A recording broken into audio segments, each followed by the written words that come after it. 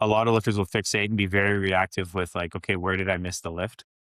As opposed to asking like, why is the bar slowing down enough to where it, like as dumb as it sounds, but like why is the bar no longer moving upwards, or why do I no longer have a mechanical advantage over the bar? Or why am I not strong enough anymore to move it when 10 pounds ago it was going up just fine?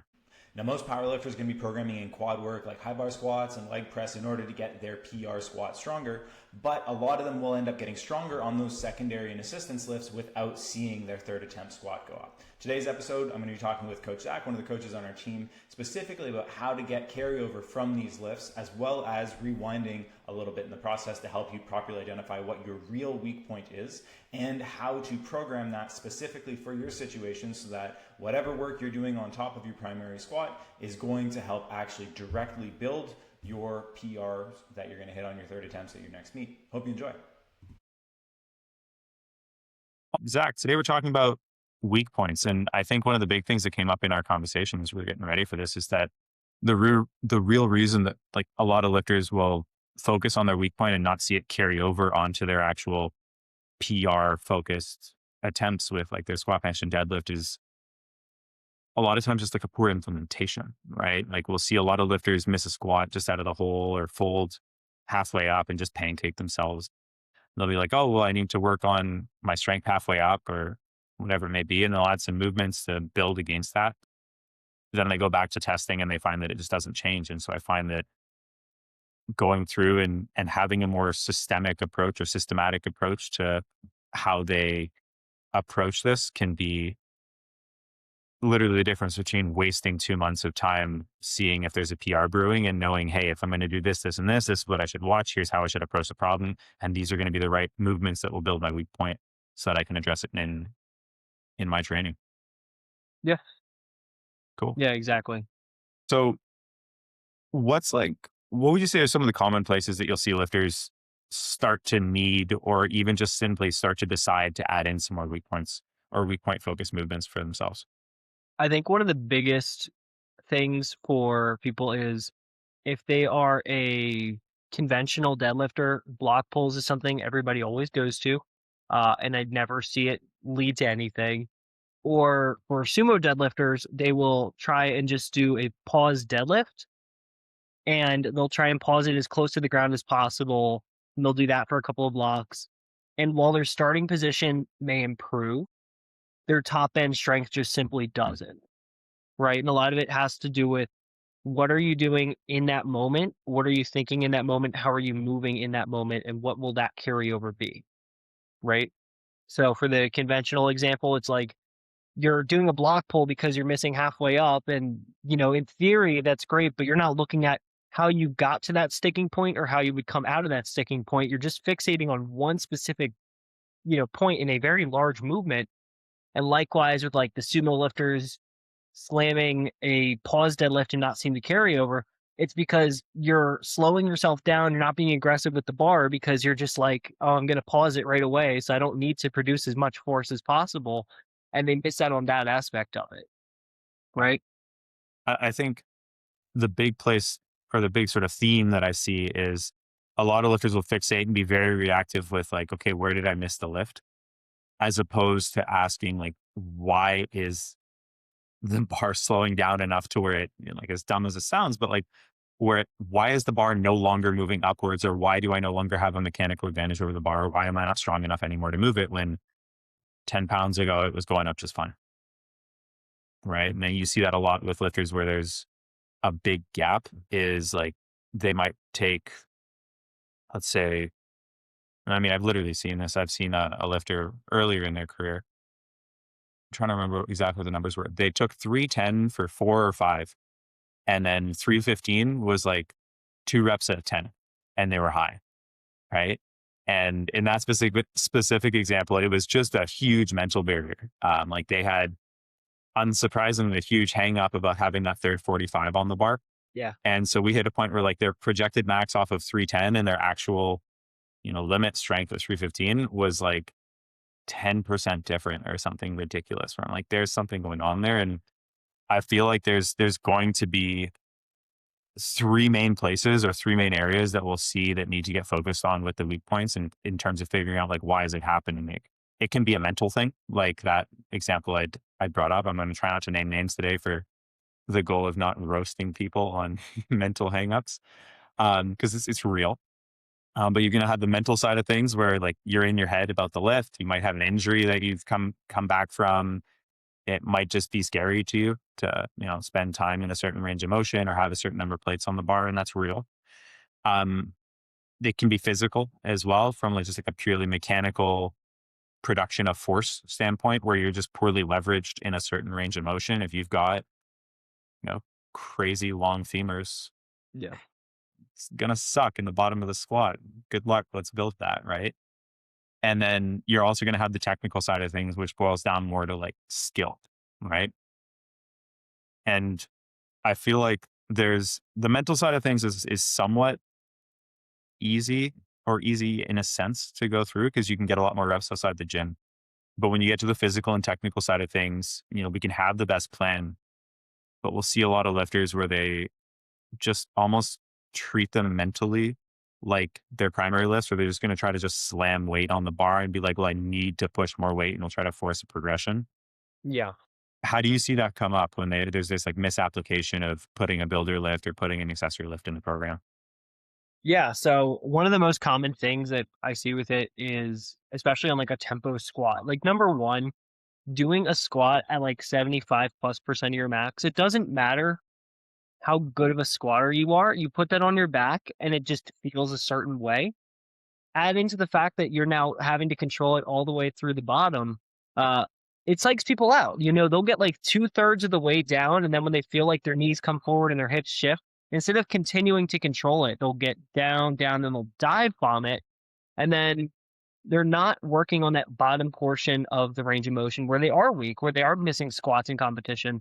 I was at New Jersey State's last weekend watching everybody go, and there were several people whose training I had seen firsthand. And that was something I had seen from several people firsthand, where they were doing tempos for a while. Their tempo would get up to like borderline PR position on week 4. Then they would rush it or they would dive bomb it. And then when they had to actually do a 1 rep max, they did the exact same thing and couldn't maintain position out of the hole because they hadn't practiced that skill. So that's the biggest thing, is just like understanding what is the purpose of this variation, what is the purpose of this movement or whatever it may be, and how can I execute on it consistently, as opposed to, like you said, oh, like it's going to be a 4 rep PR, better throw another 10 pounds on there, and now we're like completely missing the point of the lift. We may control it for the first 2 seconds, and then we're dive bombing and missing on the hole anyways. Yeah. I mean, I feel like we've all seen it on the pause list. You do a triple on a 3 count pause, and it's like a 3 count pause on the first rep. And then, I don't even call my 3 counts anymore. I just send it to Sean. I'm like, I paused it. yeah, I'm like, pathological is the wrong word, but I just run a metronome. I'm like, I refuse to allow this to not be a 3 count. And if I die on the safeties, I die in the safeties. It's boring. I want to listen to music when I lift, but I can't keep a beat and listen to the metronome at the same time. But I have like just that standardization. Like I must industrialize my pauses in my head. But I think we're both kind of coming at it in the same way of like, look, there's going to be a standard you lift to, and like words are used to communicate intent. So however those are used, as long as it's consistent in the program. I have a few lifters. One guy I'm working with right now, we're prepping for Nats in June. And the way his training week is organized is we take all his primaries Monday, Tuesday.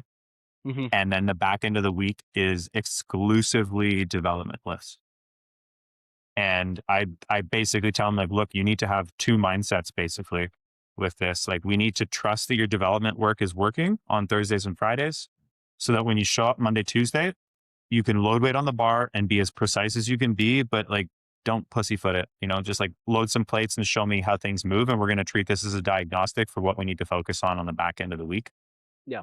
And then when he gets to the back end of the week on the Thursdays and Fridays, I say like, look, this is what we've done every single week for builder lifts, right? I think right now we're working on safety bar squats, pause deadlifts, and floor press are kind of the big ones that we're going through for clearly very different reasons on each lift. my ethos, the sort of thing I want to tattoo on the inside of his eyelids is don't change the lift, right? Like if you're doing 3 count pause deadlifts is probably the best application of this saying. But if you're doing 3 count pause deadlifts, I want every single deadlift you do on Friday to be a 3 count pause deadlift. Yeah. And we are going to adjust the reps and we are going to adjust the weight to make sure that you're doing 3 count pause deadlifts. Yeah. As opposed to Because trying to fix the lift to the load, you're fixing the load to the lift. exactly. Yeah. And like that's hard. It's super hard, right? Especially when we have this like emotional attachment to like we're power lifters. We want like I want more on the bar, right? But there's no 3 count pause deadlift at the meet, right? There's no pause and up command on the pull. Yeah. You can in fact start the lift when you want, once the bar is loaded. And I feel like in some ways the variations can be useful for some lifters because they don't have that like attachment Yeah. that you would have with the comp lift. Like you lose a lot of the frames of references. And then with other lifters, they try to almost parallel the lift too closely to their comp pull or their Yeah. comp squat or their comp bench. And then they run into just the constant overshoot, constantly changing the lift. And there's that middle zone where it's like you can be aggressive, you can push high RPEs, but you're still doing the lift to the standard that you're setting out in the same way as all of your comp squats and training are going to be to depth. You set a standard for that. You're Yeah. going to set a standard for your safety bar squat or your pause bench or whatever, or your Larson press or your tempo deadlift or whatever it is, right? Yeah. And it's very much like prioritizing the standard of the lift over the progression of the lift, right? So I have been doing tempo squats on my secondary deadlift day for 3.5 years now. Tempo squats on my secondary squat day for 3.5 years now. Have not deviated. It has been ascending sets of 5 for the past 3.5 years. And there were several times, especially early on, where I said, hey, next week I'm going to do the same weight and I'm just going to be a little more intentional about it because, maybe the last rep I kind of rushed it, or maybe like I wasn't mentally all there and I was trying to force the weight. And the same with like my coordinary bench, which is ascending sixes. I'm like, I will pause every single rep. And if I don't pause every single rep, I do it again the next week because it's functionally more about what does this do for me in the grand scheme of things? How will it feed into my primary lifts? And how can I get that to carry over? And more of it is about the execution as opposed to the weight on the bar. Me being able to do a tempo set of 5 for a rep PR on squat is not a predictor of my 1 rep max going up, but me being able to actually consistently tempo it and consistently manage that center of mass well, that's what will get my 1 rep max to go up. Yeah. And I find that to be very individual. In that carryover, I should say, right? It's like, cause it correct me if I'm wrong, but in your training, you're almost taking a very technical lens to those lists. Like, hey, I'm going to develop all the technical traits so that I can really push progression on the primary. Yeah. And then other lifters need to go at that mechanical strength development more, right? And while there will be some technical changes, like you just need to get stronger. Like for myself, if I'm going to get funky on a squat, it's because I'll do my quads aren't strong enough, like boop the feet where your toes lift up coming out of the hole. And it's like real goofy. And so like it's super strict tempo belt squats and I hate them every single time, but I like hang off of it to basically not let myself lean forward at all and keep my toes super loaded. And like if I keep the weight the same on those, my squat doesn't go up. But if I have a block where the tempo belt squat is going up and I'm getting no reps where my toes are lifting and it's just constant tension from like max knee flexion all the way up, you better believe my squat is getting crazy strong and crazy consistent coming out of the hole, right? Yeah, and my And one lifter, Johnny, is like the perfect example of that. We have gotten into the habit of he hates high bar. He hates anything over a set of 8. But the second he's done competing, he gets a block of ascending high bar 8s. And then it's ascending, and then it's a top set of 6 and 2 back down sets of 6. And almost immediately his bar speed at any given load is exponentially faster that following block. He's taking weights at much lower RPEs, even if I'm capping the weight and we're capping the percent, so that he doesn't like go for a random PR to keep everything on track. Um, it's very consistent where he's someone who needs that mechanical kind of stimulus from it, Yeah. and controlling his rate of progression is the biggest factor. Hmm. On the mental side of things, I actually have a lifter in mind that I think is an interesting one. So Chad is, I have a lot of insights with Chad because I've been working with him forever, right? Like I think it's 12 years this year. And so most recently hit a new lifetime squat PR, which we're both naturally quite thrilled about. But he's, there's this delicate balancing act we need to go through where I can sort of push, but if I push too much, his secondary days start to cost him the primary day. Like we can't have 2 hard sessions per week, right? It just doesn't work. And so pretty much every single one of his best blocks, the mental side of things isn't so much a mental issue within his comp squat or his comp bench or his comp deadlift, for example. It's more like I'm going to get some training in that it helps me build a good mental groove with the technical components that I want to have with the lift, Yeah. but it's not like mentally exhausting, right? Like I'm not going to give him a max double on a pause squat, but I'll Yeah. give him like a set of 5 at an 8. And for him, that's like just such a winning formula where he feels like, okay, this is heavy enough that I can feel what needs to happen on the squat, but I don't mentally feel like I'm dragging coming into the primary day, Yeah. and then go from there. And if we look at his bar weights, I wouldn't say we're sandbagging them, but we don't push like it might come up 5 pounds over a 5-week block or something. Yeah. Like it's quite negligible, but then we watch the primary day every week and the effect of keeping that sort of slightly more technical focused, moderate-ish intensity, like 5s at an 8 isn't exactly easy. On the secondary day is we see that's sort of a flat line, Mhm. but primary day goes boop, boop, boop, boop, and it just climbs, and week 5 is PR. And there can be this implicit pressure where like the bar weight must fill up, as Yeah. from a powerlifting standpoint, but having gear block is uh, a good example. Chaz block's a good example where ultimately like what we need to pay attention to with this is what's happening on the primary lift.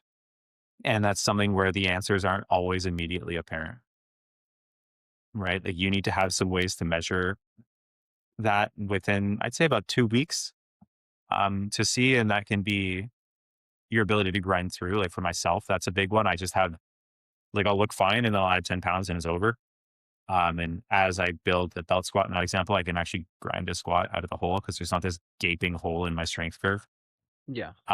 What are some of the other things you look for with measuring that effect to basically like figure out if you're on the right track and not have to wait 2 months?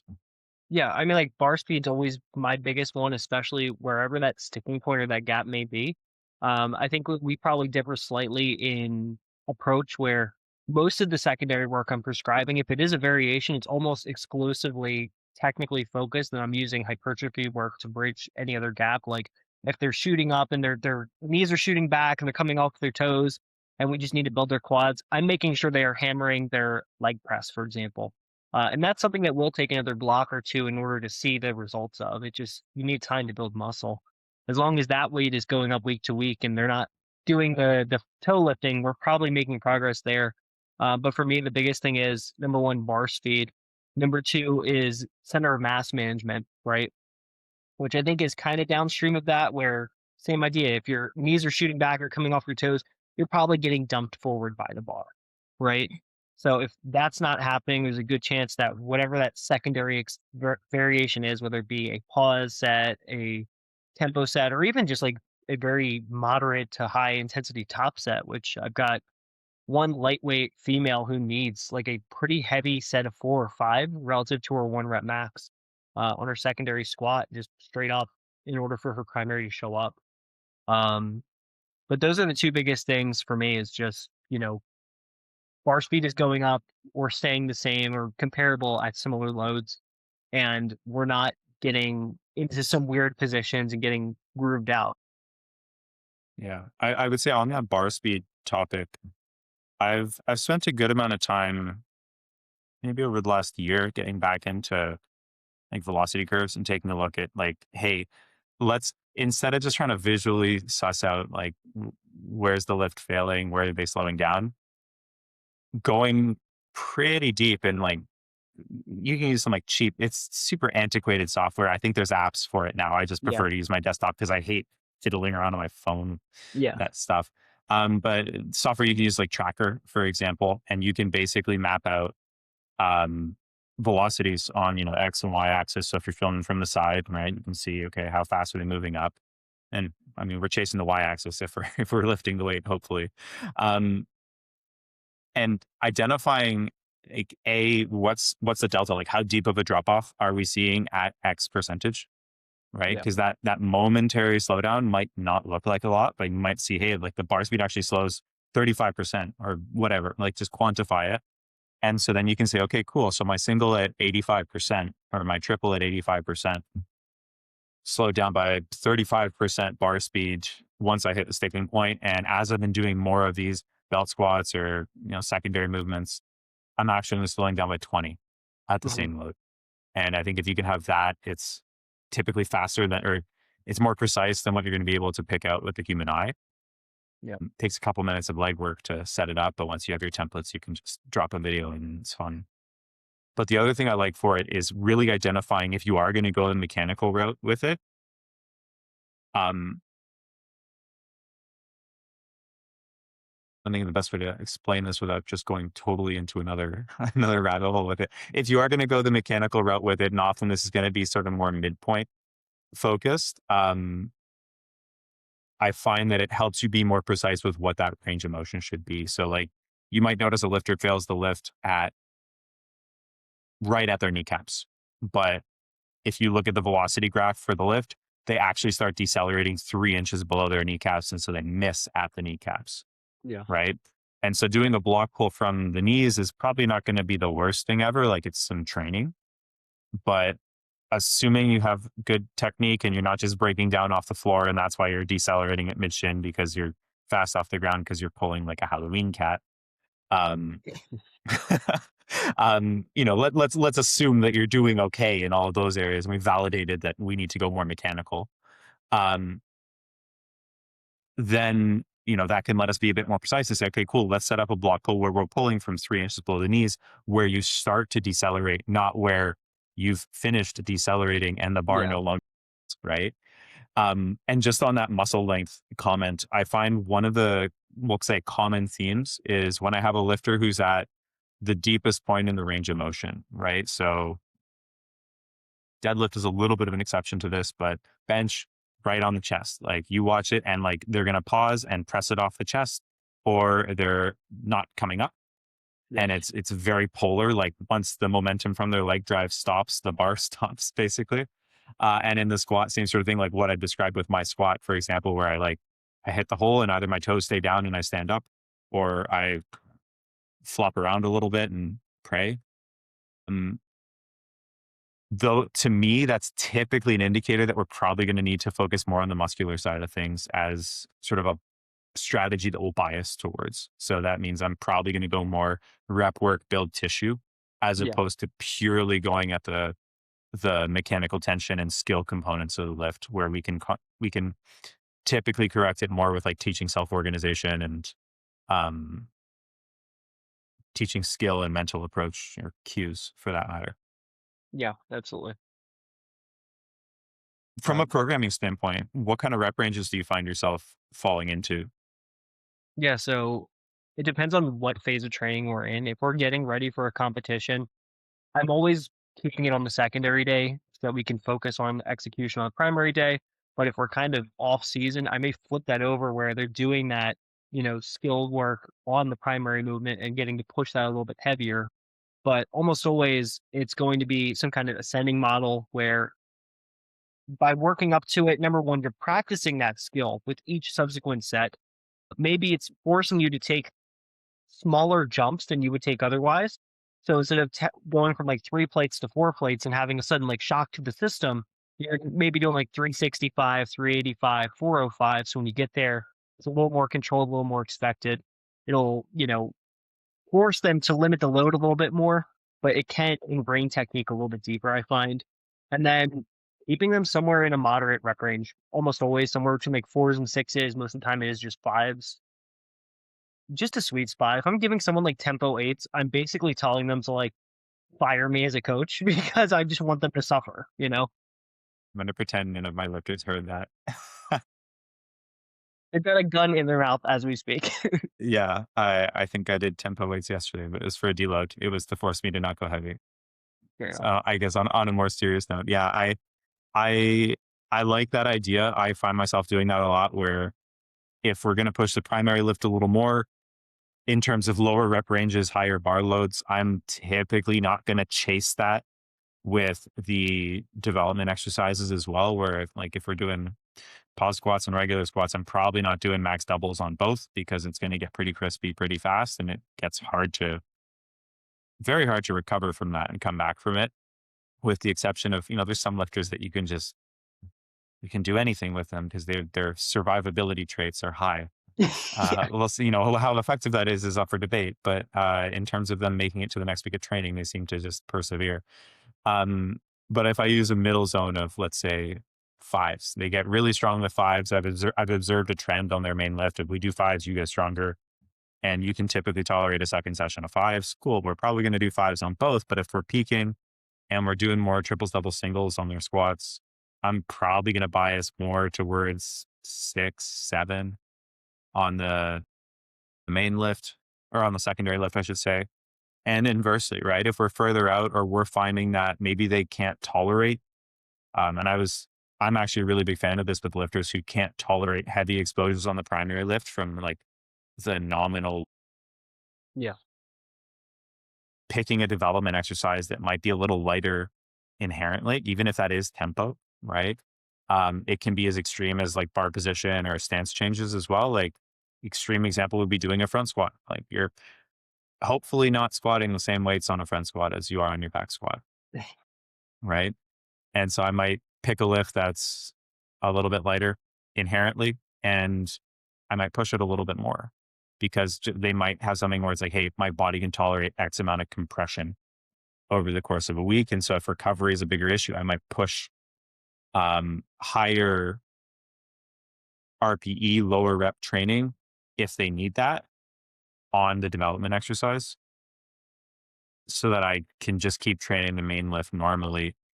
But the total load and like the actual tonnage they're dealing with is not outside of what we would see if we were to just train sort of moderately on both categories Yeah. of the lift. Right. And it depends, right? Like I have some lifters where we're going to push the development lift really hard and actually pull back quite a bit on the main lift, some in the middles. And, in the context of meet prep or off season, it's so independent, but ultimately like I think you just need to adjust or understand your load tolerance and know, hey, like how frequently can I take X weight on my back or in my hands? And how much is this weak point holding me back, right? Because if it's a huge gap, you should probably be prioritizing a lot of your training volume around that Yeah. because it's low hanging fruit. Yeah, especially if you're like immediately post competition and you just need bigger quads for a squat, for example, or you just need a bigger chest for bench. Yeah, I may have lifters do the same variation multiple times a week if we're just like needing, especially from a muscular standpoint, that stimulus for growth.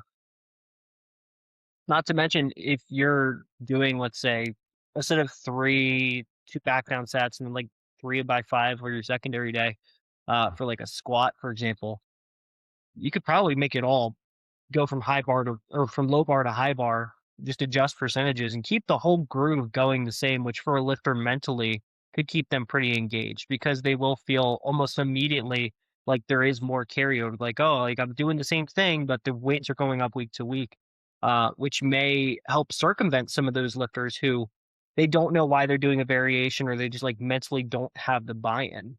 But if you have an overall structure that does work for them, you know what percentage progression you could take week to week. We can apply the same thing to the same variation on multiple days.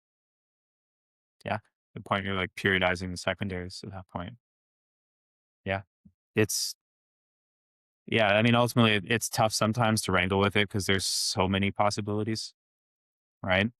I think ultimately, if you stick with that framework of just first identify Why is it coming up in the first place? What bucket am I going to lump this weak point into?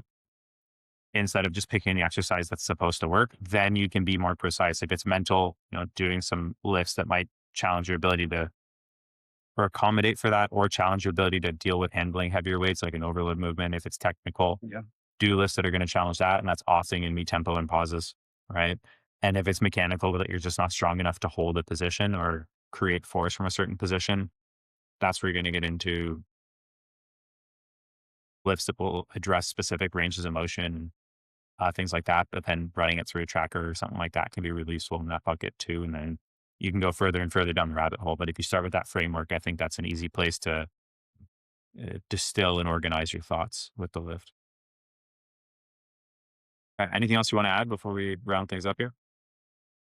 I think the biggest thing to do, as the lifter is you got to give it time, regardless of what you may be doing with it. One block is enough time to learn the movement, but it's not enough time to actually reap the benefit from the movement. You may need 2 or 3 consistent blocks, or in my case, like I said, secondary day has been ascending tempos for 3 years, and I hate it, but it's added like 80 pounds to my squat in that same period of time.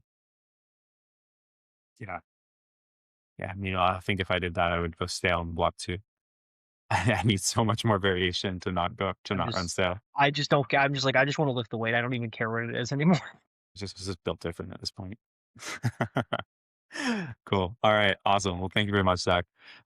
If you're listening to this and you've gotten some value out of it and want some help diagnosing why your squat, bench, or deadlift keeps breaking down, and you want a plan that supports that to turn those weak point bottleneck lifts into meet APRs, you can apply through the link down below to get in touch and talk with us a little bit more to see if we'd be able to help you out through some online powerlifting coaching. Again, links in the description below. Thanks again for tuning in.